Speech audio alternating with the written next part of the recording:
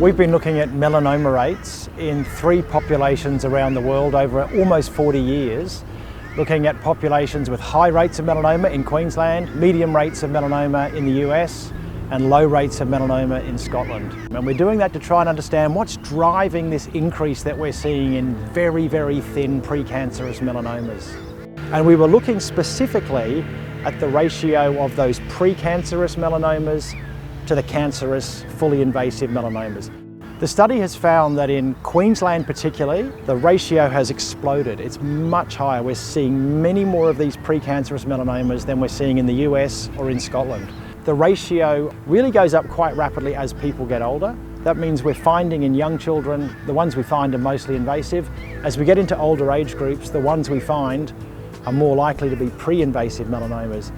At the moment, we have to treat all melanomas and potential melanomas as harmful, as potentially harmful to the patient. And that's our problem, because we have to then cut them out and treat them as a melanoma. Being told you have a potentially fatal cancer comes as a huge shock to people. It causes anxiety and worry.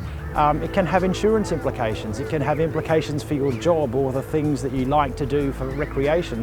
What we'd like to have is better diagnostic tools to discriminate between the ones that are harmful, that are truly harmful, and the ones that we can watch and wait for a while. In the future, the doctor may have a device that will be placed on the skin. It might sample the cells, it might look at the skin around it, it may even be able to see through it and underneath, and be able to integrate that information and say, risky, not risky. And we could make decisions based on more information than we have currently. So that's where the future is likely to be. Prevention is still our preferred strategy for controlling the melanoma epidemic. So that means slip, slop, slap, avoiding the harmful times of day in the sun and thinking about the harmful effects.